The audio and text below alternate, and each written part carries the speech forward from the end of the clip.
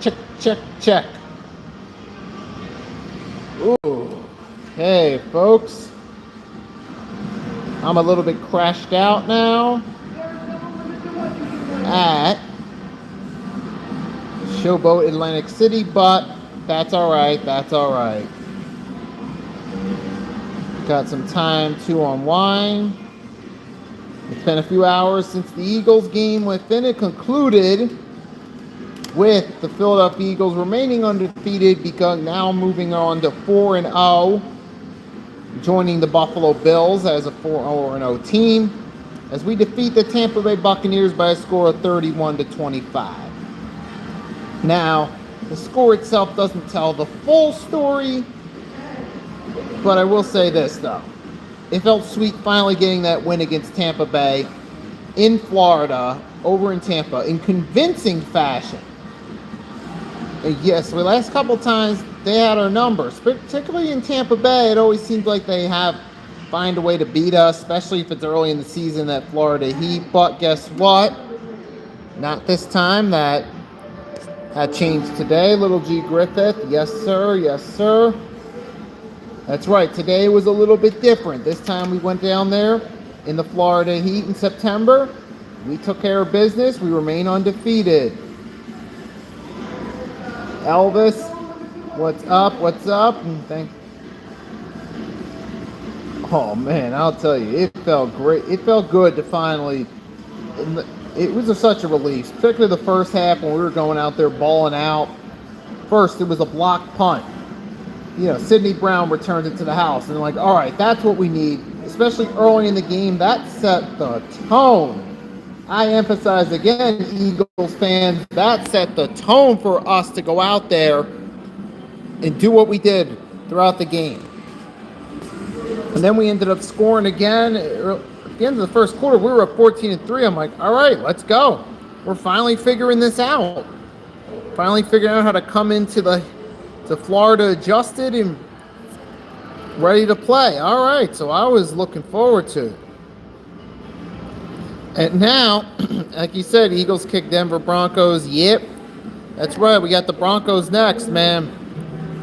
We'll see the Broncos play tomorrow night against the Cincinnati Bengals on Monday Night Football. Let's see how that goes. Dr. Unreal stopping by. What's up? We still ain't even awake yet in 4-0. Yep, I know. I feel like this is the game where we're just starting to get it going right now. Like, we're just starting to really get going. This was the time you saw us really start off hot. And this is the first time we dropped over 30 points in a regular season game. Or actually, second time, but this is the first time we really looked convincingly strong from start to finish for the most part. And I'm like, all right. All right, and little G says, your stepmom's birthday is on October 26th, so about a month or so it's going to happen. Just shy of a month, so happy early birthday to little G Griffith's stepmom. Yes, sir, but man, I'll tell you, it looked great today. And crazy part is, the Eagles didn't even need to use the tush push. Kevin Patullo, let's talk about him for a minute.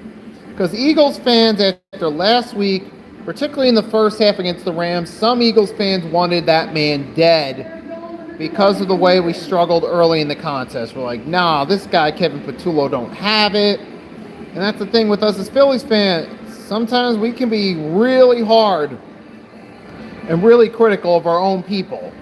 I've even been guilty of that myself. Now, I try not to necessarily jump on the bandwagon of being super hard, but yeah, I've been guilty of it too sometimes, being hard on my own people. I remember Nick Sirianni's first year as the coach early on when we were struggling to win games. I kind of got a little bit on Sirianni about it. Hey, Daniel Berry Sports, what's up? Happy Sunday indeed. In just a little bit, it'll technically be Monday. And right now we got the Cowboys and Packers going on, which, come on, Packers, what you doing, man? What are you doing out there? Letting the Dallas Cowboys, of all teams, give you a much more competitive game they have any business. They're up by 3 with about 5 minutes left, a little under 5 minutes left. I'm like, what are you doing? And Elvis saying he needs a little time. We don't need yet another coordinator. Absolutely, yeah. Yeah, you don't want to give up right away. I mean, well, unless it's something that's like really awful, like Brian Johnson, like it was in 2023. Yeah, I can see that. I can see getting rid of like Sean Desai when you saw how bad it was there. But in this case, no, you're not seeing it like it was in 2023. You're seeing Kevin Patullo, actually, to the point, he looked better this time around. He even rolled up a few nice trick plays on, you know, we got to the goal line, 1 yard away from the end zone. You know, Elvis, Little G, all the other Eagles fans, we've seen this play before. We're thinking in our minds, oh, here we go, another tush push, right? Well, I know we were all thinking it when they lined up for it. We didn't know that Kevin Patullo had a little trick up his sleeve in the tush push formation. See, the ball didn't go to Jalen Hurts where everyone pushes forward like we're used to. Instead, we rolled out to Goddard instead, and Goddard scored the touchdown, completely catching the Buccaneers by surprise. We had that right there. And then we did it again later. This time around, it was Saquon scoring. So I'm like, okay, so Kevin Patullo has a little trickery up his sleeve. Okay, he's got a little trickery up his sleeve, a little few trick plays to catch the Buccaneers off guard, which I like. When I saw that, I'm like, all right, now we're seeing something more this week.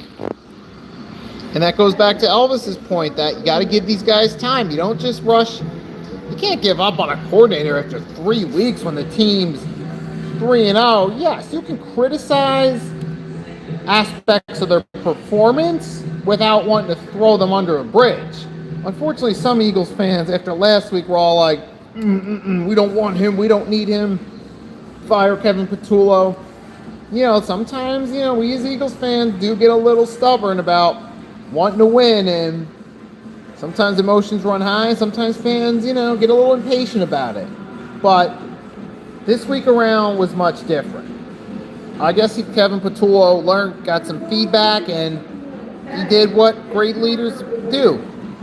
You adjust, you learn from your situations, you learn from the feedback, and then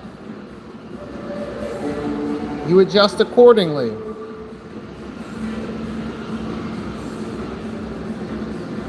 And that's what Kevin Patullo did. Because this week around, the play calling was much better, and we were more efficient on offense throughout the entire game. You know, Jalen Hurts dimed up for 2 touchdown passes. You know, Dallas Goedert had himself a nice little afternoon there. You know, maybe not the greatest statistical afternoon, but he scored 2 touchdowns, and ultimately that's what matters most, scoring points. And that's where Dallas Goedert's value comes into hand, folks.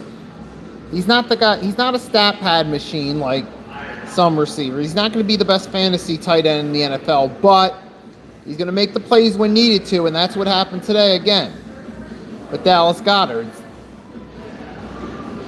But yeah, I'm all around much happier with the way it went on offense than what we've gotten accustomed to seeing. Definitely much happier, because it's definitely going much better. And as far as the offense goes, the only thing thus far that I can kind of criticize to a degree, even though it hasn't cost us a game, even though we're still winning games, is we're not. What's happening is we're not in a position where we're scoring.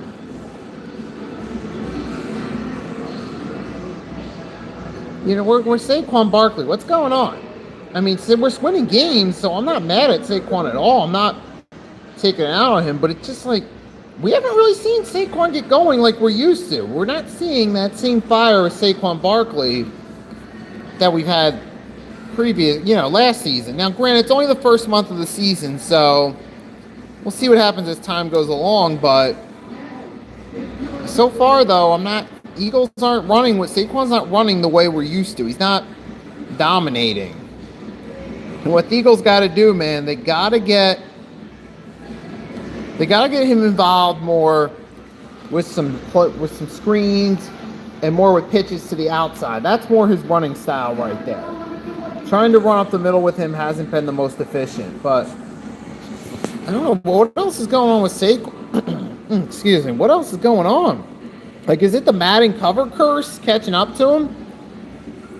Because when it comes to the running games, when A.J. Dillon stepped in for just a handful of plays, I'm seeing more out of A.J. Dillon than I am with Saquon Barkley. I'm just like, okay, what's going on here? Why is A.J. Dillon balling out, doing more than Saquon Barkley?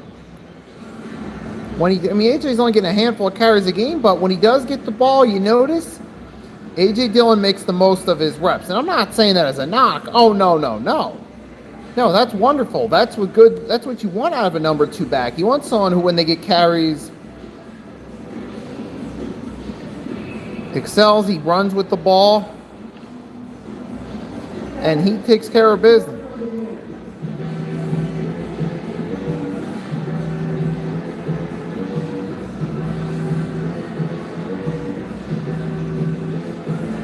And that's exactly what Saquon Barkley did. But A.J. Dillon, he's a good number 2 back. Don't get me wrong, so I'm happy about that. But Saquon, I just kind of got to wonder what's going on with him. Like, I'm trying to... Is it the Madden curse? And is he just getting caught up in his Super Bowl win? What? I mean, I don't want to ponder about it because we're still winning games. Eagles are still 4-0. We're still the defending Super Bowl champions. And we beat the Tampa Bay Buccaneers in Florida. So it ain't nothing to complain about, but you just gotta, with Saquon, we gotta wait and see. Maybe in a few more weeks, they're rolling. And maybe everything's working out for him. I don't know, but. And we got Braylon McDonald saying Bills rule. Got Rob Densmore, Bad Bunny playing Super Bowl this year. Bad Bunny, Latin artists, a lot of them Latina chicks. There's just something about him that them Latina chicks love, I'm telling you. Bad Bunny gonna have all the Latinas tuning in just for the halftime show. Because I'm telling you, there's just something about it that they love. I mean, I work with, some of the Latinas I work with, they love Bad Bunny. I mean, so that's where the jokes come from. But no, seriously, dude, though, that is his main demographic. And, he gonna be bringing in, pretty boy gonna be bringing in all the chicks, nothing wrong with that. That's the way to start the party. And I guess they figure Bad Bunny's gonna bring the party, so we gotta wait and see. Now, me personally, not my style of music, not my cup of tea, but obviously he's a big name and he's got appeal, so I look at it from the business standpoint. I get what they're doing.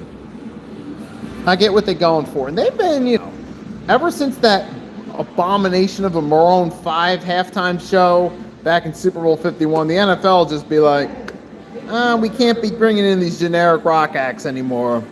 We got to focus on more what's popular with the young crowd now, because that wasn't... Yeah, we remember that Maroon 5 show. That was bad. And just after it happened, it was like, that's when that NFL partnership between Goodell and Jay-Z happened. They're like, all right, our halftime shows have been getting crapped on recently. We got to change it up. Jay, you know what's going on you know what's hot in today's music world. You help us out a little bit. That's basically what it was.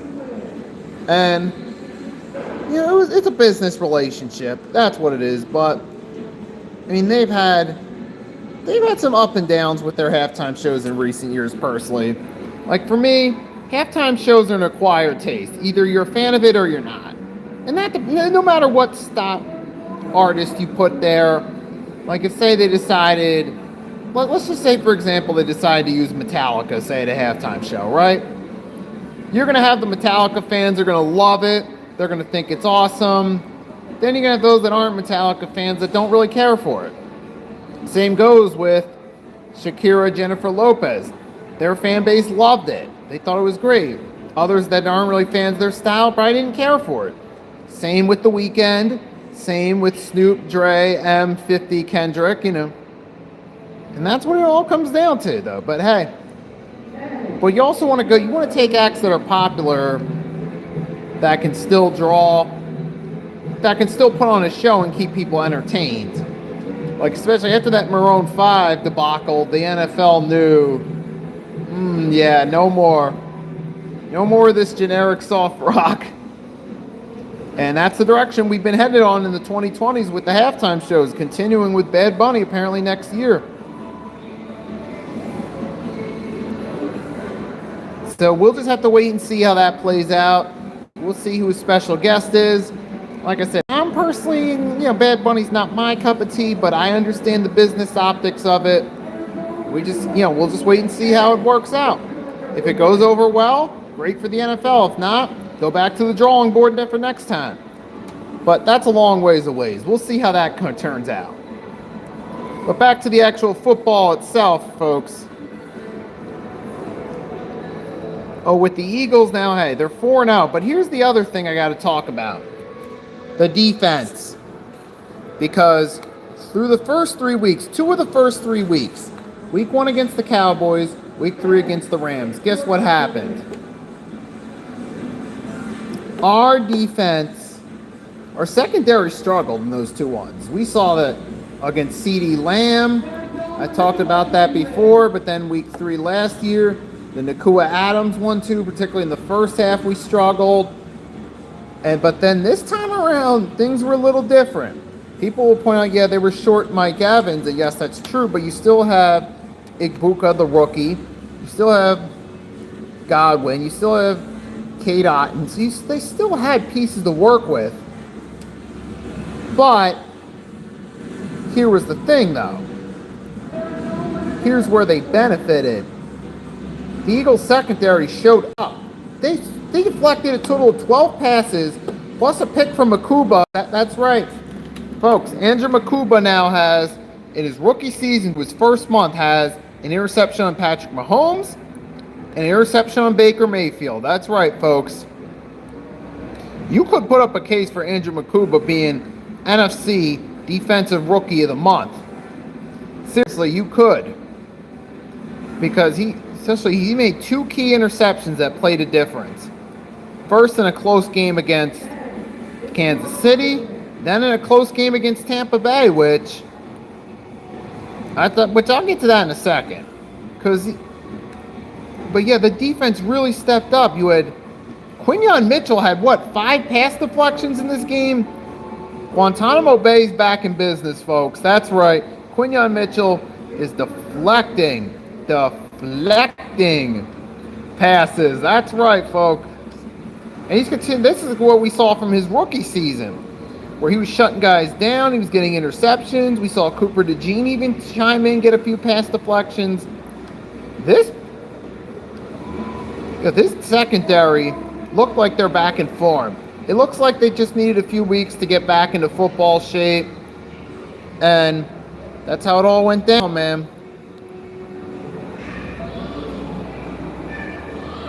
And let's see. Ryan's kind of funny. He puts Dallas Cowboys. I guess you're a Cowboys fan.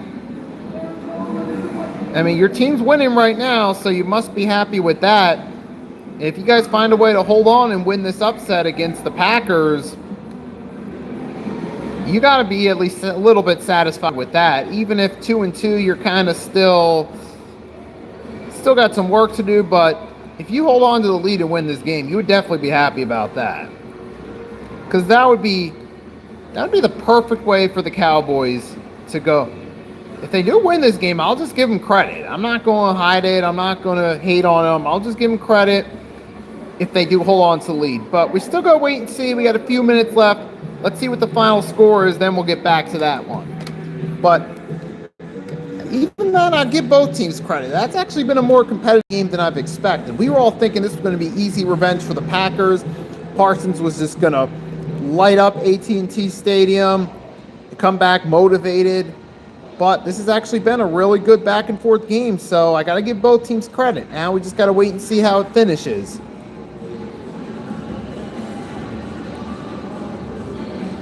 But speaking of that, speaking of division rivals, Giants and Commanders, dude, they did a complete 180 of what we expected. We were thinking the Commanders would beat the Falcons, especially after the way the Falcons struggled last week. We're thinking, oh, come on, Commanders got to beat the Falcons, right? There ain't no way. Ain't no freaking way the commies are losing to the freaking Falcons, right? But it's actually hilarious, bro. So thank you, Falcons, for 1 week being useful when we needed to, helping us out, beating our division rival, putting us in sole possession of first place in the NFC East. Ryan Anthony, thank you, thank you. We got Ryan Anthony's now subbed to the Nicky Stees channel. He's on board with the Nicky Stees following. Thank you, appreciate it. And yes, sir, that's right. But the Falcons actually took care of business and beat the Commanders. So thank you, Falcons, for that. And the Giants, okay, that was the surprise.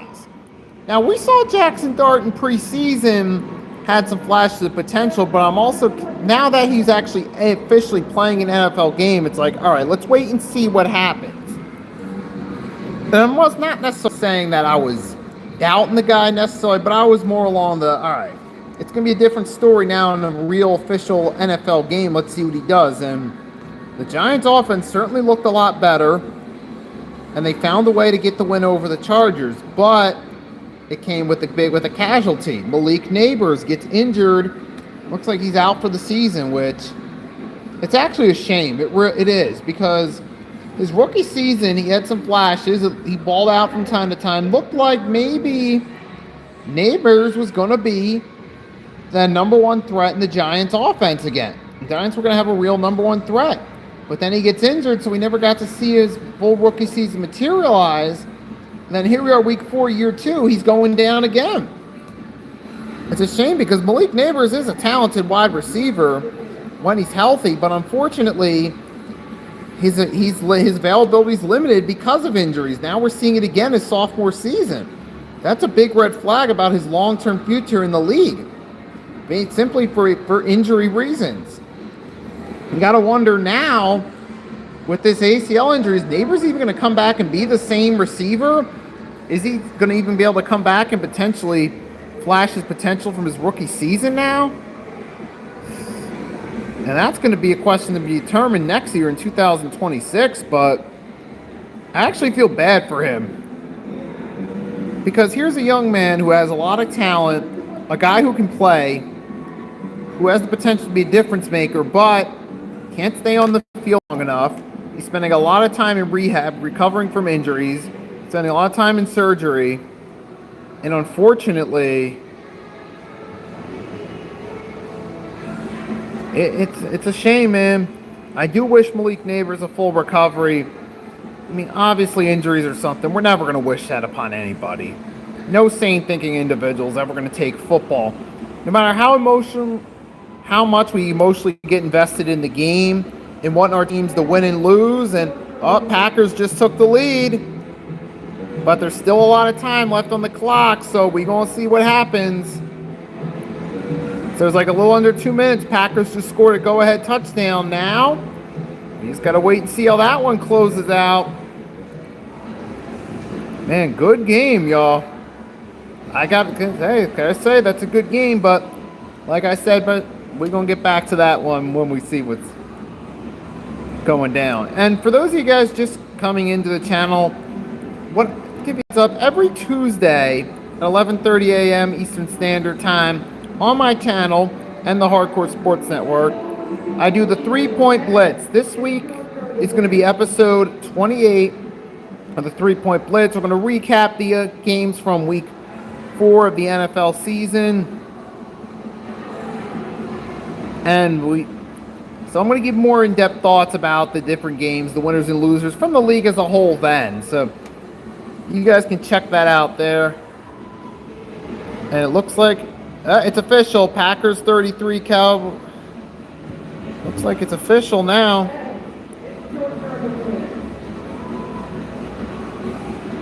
guess to the Packers Cowboys. Oh man.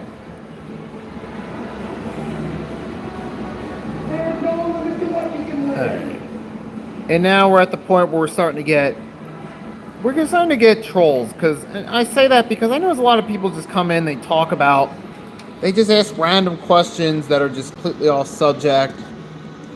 I mean, if you read the title of the stream, you know what I'm talking about. So that's why I'm just don't even bother with some of these, because I feel like some of them are trolls. Like, you guys see the title of this stream, you know what I'm talking about. You know I'm talking football. But hey, good game. But this is a great game right here, bro.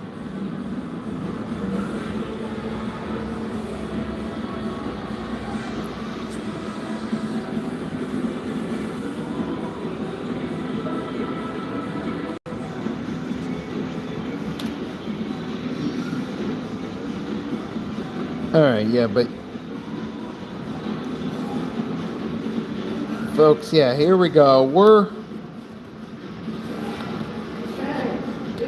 rocking with, but hey, now the Packers got to win up. All right. I'm happy with what the Packers did. So thank you, Packers, for taking care of business. Cowboys fall to 1-3, but not without a fight. But now Micah Parsons gets his revenge. I mean, it was a lot closer than it should have been, but hey, sometimes that's how football plays out, man. It's not always about how you play, it's about whether you win or lose. And that's what happened there. So today, Eagles win, Giants win with Jackson Dart and get the upset over the Chargers, and then the Cowboys got beat by the Packers. Thank you, Packers. And the Commanders losing to the Falcons. That one's still so funny. And the reason why is because most of us, let's be real, regardless of what team you're a fan of, we all expected Washington to beat Atlanta. I think we all expected that. We're like, yes, we know Jaden Daniels was out, but we saw last week where they won against the Raiders. But I guess after a week, the Falcons had more time to prepare for Mariota, and now that they've gotten some time and prepared for him, it was a different result. But yeah, it's hilarious. Oh, man. Man. Washington, they're just not the same team they were last year. They really not. They're really not the same team they were last year. They just, I don't know what it is, bro.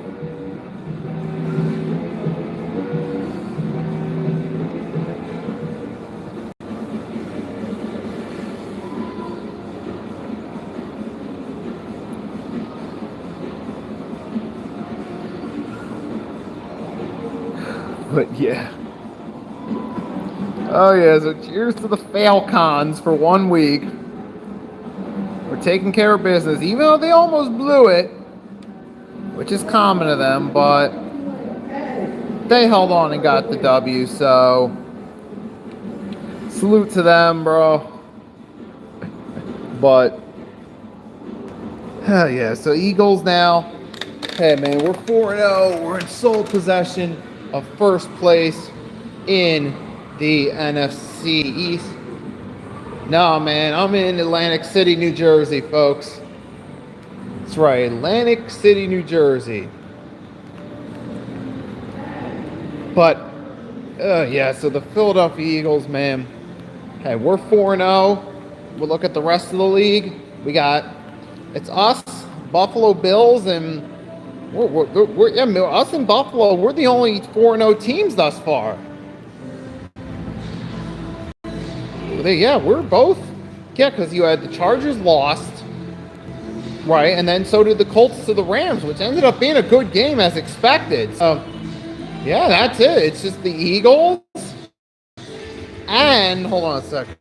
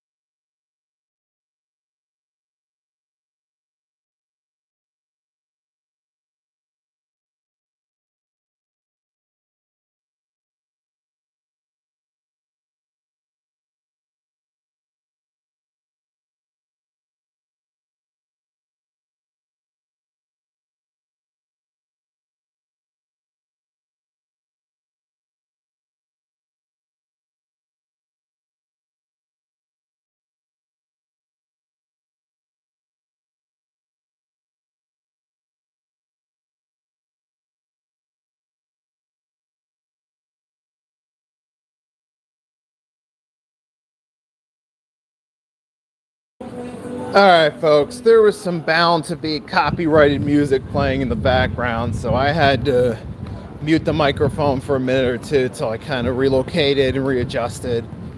Just trying to protect myself from getting a potential copyright strike there with the background music. It was blasting, but long story short, we've relocated outside. Gonna sit back on one of the chairs and keep this thing rolling. Like I said, it's the Philadelphia Eagles and the Buffalo Bills, both at 4-0. That's right, baby. Yep, we got just 2 undefeated teams left. It's perfectly fitting that it's 2 contenders. You got the Eagles in the NFC, defending Super Bowl champs, contenders the repeat, and the Buffalo Bills, who they're still in the mix, man. They're still in the mix, but speaking of teams in the mix, what the fuck is up with the Baltimore Ravens, bro? Seriously. I mean, I get Kansas City, you know, they got one of their weapons back, but still, come on, Baltimore. What the fuck was that? You didn't even put up a fight. I remember we were on, what was the Sunday morning show, me, Fincy, and Mitch. And guess what?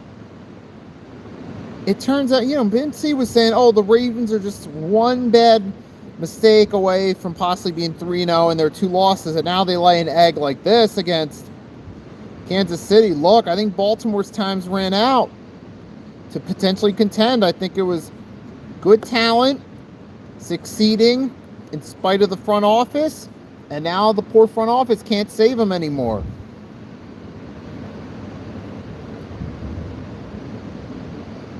So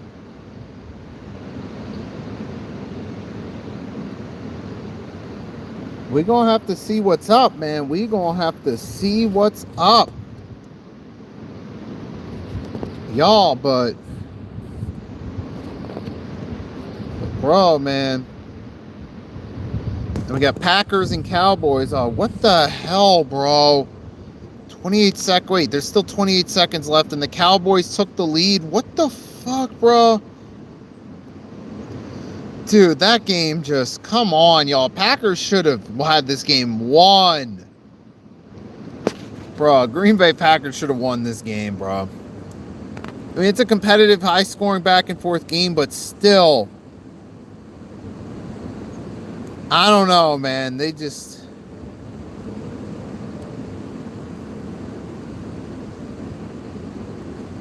I don't get it, bro. It just don't add up.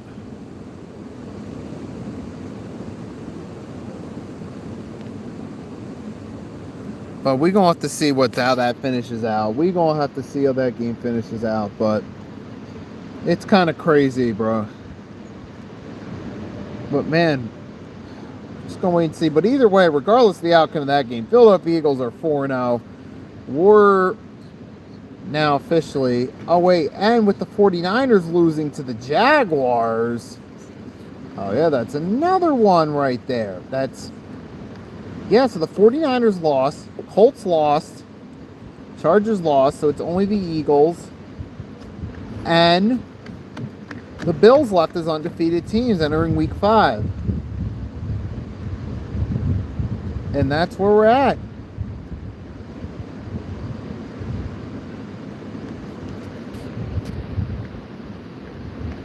And there's 8 seconds left now in that game. Holy smokes. Alright, so we're going to see how it finishes out. But now, either way, Eagles are... Look, we control our own destiny. We don't care about the Giants, about the Cowboys, about the Commanders, alright? Let their games play out how it plays out. If they win, let them. If they lose, hee. Either way, it doesn't matter. You know what?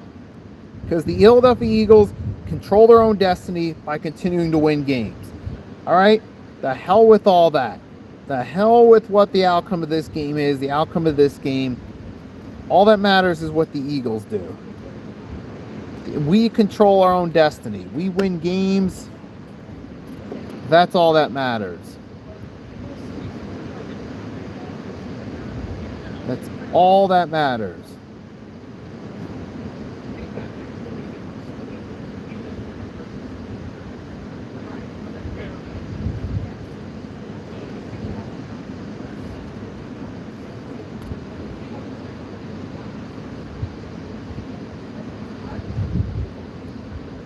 But yeah, you know what? The hell with everything else.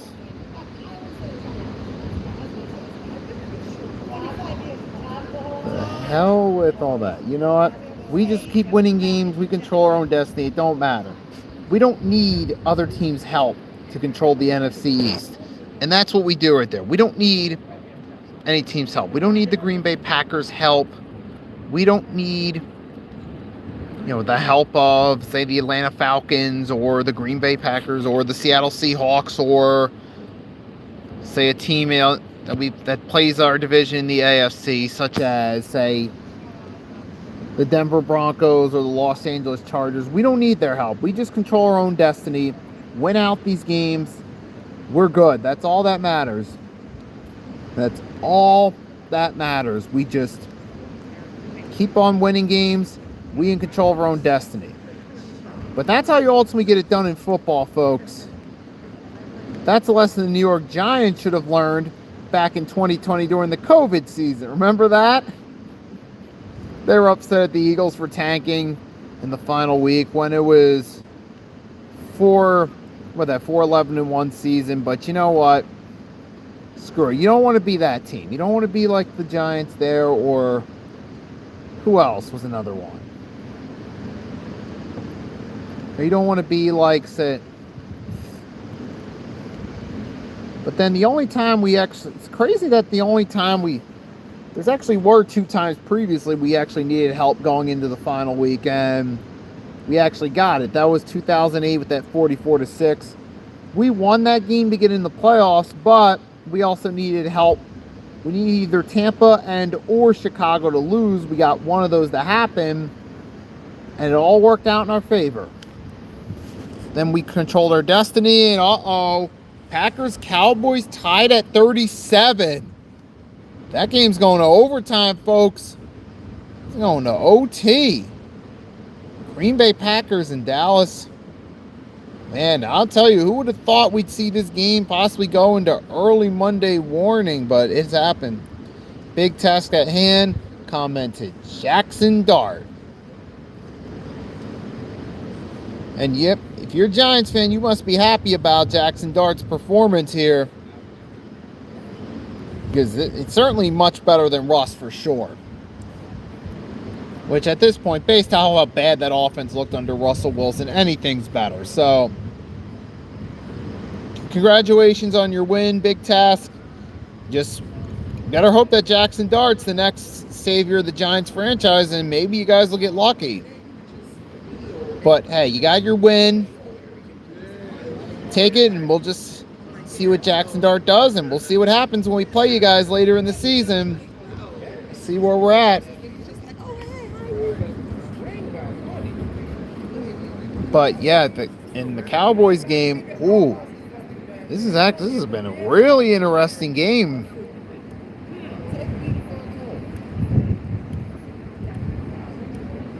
I believe Jackson Dart will be the savior of the league. And we gonna have to, like I said, we gonna wait and see how it pans out. I mean, obviously he's a talented man, and hey, we just going with we see on that one. But as of right now, though, hey man, it feels great for the Eagles to be sitting here at 4-0 on top, kings of the NFC still. And it's really still kings of the NFL when it's officially now. My team, Eagles, baby. Throwback Reggie White. That's right. So yeah, I'm repping the birds. Fly, Eagles, fly.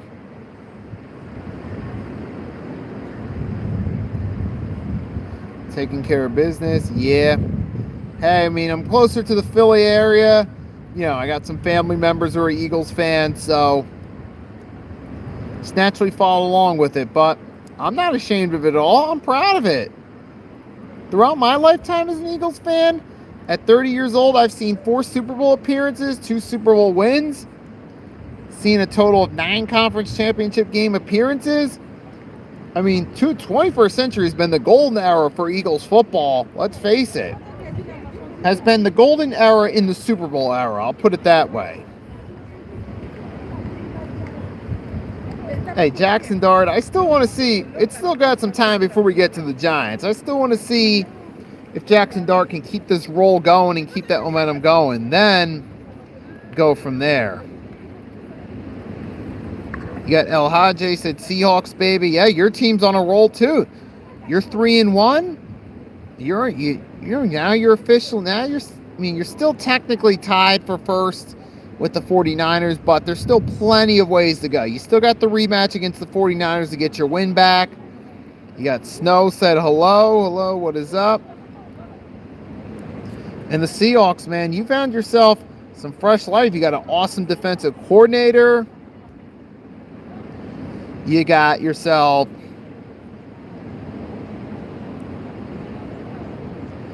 Sam Darnold. It's crazy. Now he's taking what he did last year in Minnesota and bringing bits and pieces of it to Seattle. I'm actually happy for Sam Darnold now. Now he's just, it's one of those situations where, hey, maybe Sam Darnold just needed the right fit. He tried with the Jets. That didn't really fit. But then again, the Jets, what have the Jets really done to help a quarterback? So you saw that, but then you look all of a sudden, or you look at Aaron Rodgers last year versus this year.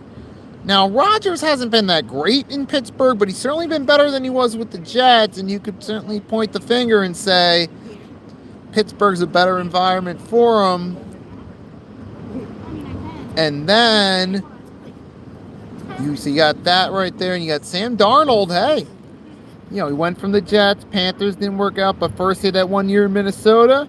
Now he's in Seattle. And hey, and guess what? Sam Darnold's now continuing some of that same success he had last year. He's finding ways to play winning football, and I gotta at least give him that. I mean, sometimes it's always nice to. It is nice to see some of these players redeem themselves after falling off. Now all of a sudden you got something else. So I'm kind of happy for him.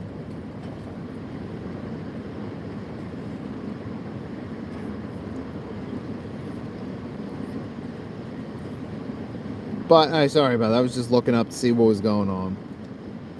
Seahawks and Eagles don't look right having a winning record. Dude, that's been the norm. Where have you been, bro? I know, but come on. That's been the norm lately. Seahawks and Eagles have been winning records. Being in playoff contention, being in Super Bowls has been the norm of the 21st century. I mean, how many seasons throughout the 21st century have the Eagles and or Seahawks have had winning records, made the playoffs, or been in a Super Bowl? You've had numerous seasons where both teams were in the playoffs.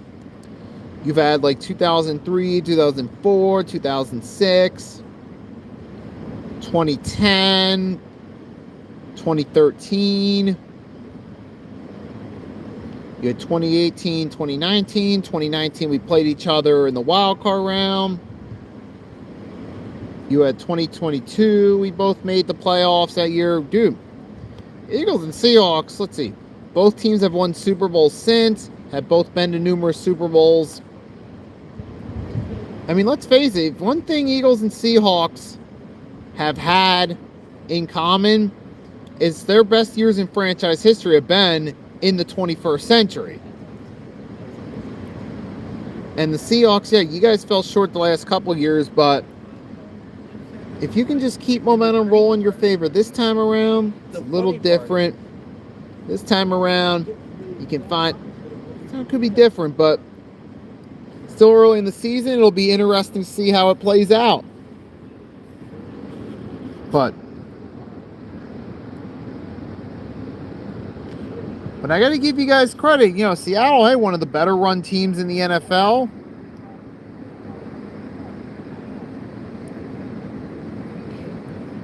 Okay, now Big Tex is trolling now. Now he's trolling. All right. I see what you're doing, man. I see what you're doing. You can play that game all you want to, man. Let the comments ring, but we're just going to let reality speak for itself. The reality is, Philadelphia Eagles only undefeated team in the NFC. Buffalo Bills, only undefeated team in the AFC. We play Buffalo later in the season, so that could be a battle of the two top teams in the NFL when it happens. It could be, but, you know, we still got a long way to go. We got to wait and see what happens, man. Wouldn't that be crazy if the Eagles and Bills are both undefeated going into that game with each other? I don't think it's going to happen. I doubt it, but it would be funny if it did. Like that, if that did happen, that might be a first, because I think we play each other late in the season. So I think we play the Bills late in the season. If we both go into that game undefeated, yeah, that might be a first, but that's a long shot that we actually both reach that game undefeated. It's just a fun possibility at this point that, hey, it hasn't been broken yet, so we can still dream about it. Until one of the two teams loses before their game with each other, we can still dream about that possibility, folks. Seattle versus Buffalo. Who are you going with right now? Realistically, at this point, I'm going with Buffalo but that might just be one of those things that, I don't know, maybe might happen, might not happen. We just got to wait and see.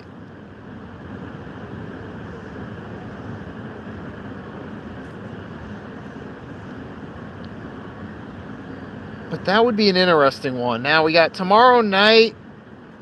We got the two Monday night games. They don't sound that great on paper. You got the Jets versus Dolphins in Miami. And then you got Bengals versus the Broncos. That seems like a blowout for the Broncos. Bengals defense is trash. What's going?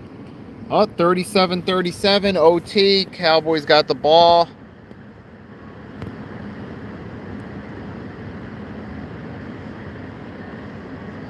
Big Test says Josh Allen is currently the best quarterback in the NFL.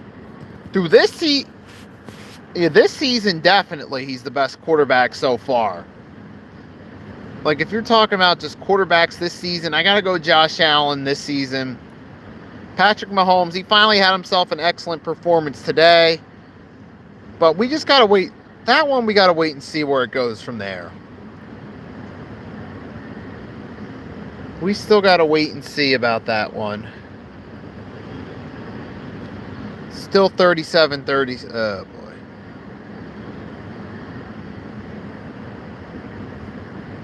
But I'll tell you, man, if you would have told me that game would be running this late, I'd have thought you were a little bit crazy, but it happens.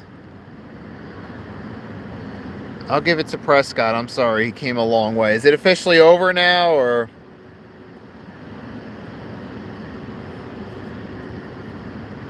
But yeah, Dak Prescott, as far as Dak goes, man, look, I've always said that Dak Prescott's a good regular season quarterback. I'll never take that away. I'll always respect the fact that he's a good regular season quarterback. Ain't ever going to take that away from Dak Prescott.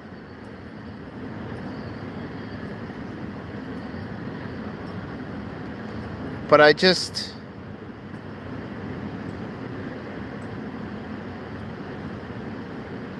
don't know.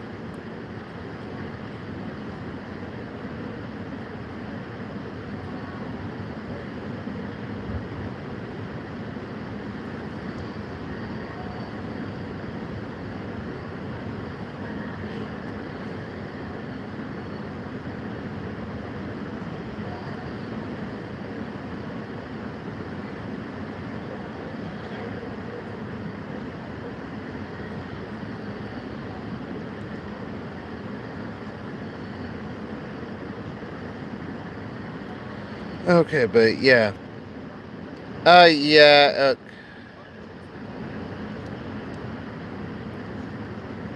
If you put a Prescott against a team like the Eagles or 49ers and even Miami, guarantee he is making it to the Super Bowl. I mean,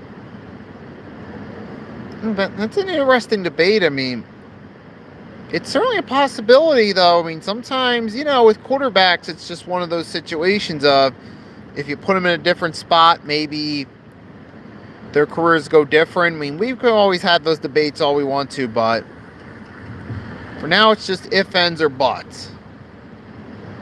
But with Dak Prescott, regardless, one thing I will say is he is an excellent regular season quarterback. I mean, come playoff time, I'm not sold on him. To me, he's the second coming of Tony Romo. Dallas has a bad team with a good quarterback. And for the most part, yeah, they are. Yeah, they're not a good team, definitely. You're right, especially this year around, because the last couple of years, the Cowboys, when was it? Before 2024 offseason, before they hit the free agency slump, they had 21, 22, and 23. They all made the playoffs, won the division, 2 out of those 3. And that was their best opportunity to make a big run, but come playoff time, they just couldn't find a way to make it happen. They just couldn't. And ultimately, they fell short of potential Super Bowl run, but hey, that's how football plays out for you sometimes. But yeah, man, but hey, I'll give Dak credit. Yep, even against the Eagles, week 1, he looked pretty good against their defense in the first half. So I'm never going to take that away from him. It's just I don't think they're going to win a Super Bowl with him. Whether you contribute that to Dak's performance in big games, the team, or a little bit of both, I think it might be a little bit of both. But at the end of the day, that's the reality of what it is.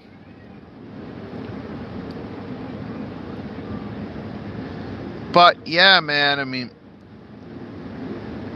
hey, so we're going to see what's going to happen, man.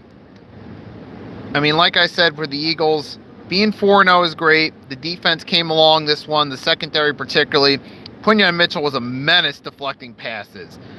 He's an absolute, it's like Tyreek Hill with Miami. Yeah, but in regards of a great player being stuck on a horrible team, yeah, absolutely. Now, in the case of Tyreek Hill, he's got to find a new start. Tyreek Hill, he's got to get out of Miami. He's got to find a new start because it's bad for both sides. Tyreek Hill's obviously not happy there. He's not blending well with the team. It's just one of those, both sides got to move on. Miami, you're kind of stuck right now. You don't really have anything going. You just got to, if you're Miami, just be like, hey, look, we're going to be in a rebuild. Likely just move on from Tyreek. Get ready for something else. He's saying Seattle would be a good team for him. And that opens up an interesting debate. Who would be a good team for him? Because, let's see, Seattle, that could be a nice spot. That could be a good fit for, that'd be great for Darnold to give him that true number 1 weapon. Who else would be I think of some other teams that would be a good fit for Tyreek Hill. Maybe a return to Kansas City. I mean, it's unlikely, but still a possibility. Obviously, Eagles, the only thing is we currently got our number 1 and number 2. We don't necessarily need Tyreek Hill. Be more so a team that needs him. Like probably a team like what? Probably be a team like maybe say that needs another guy. That maybe he's like middle of the pack that could use that upgrade. Like Seattle, based off the way they performed the past couple years, that would be a nice little spot for them. You'd also have, I mean, considering the Steelers would have been a decent spot, but I mean, that could be one.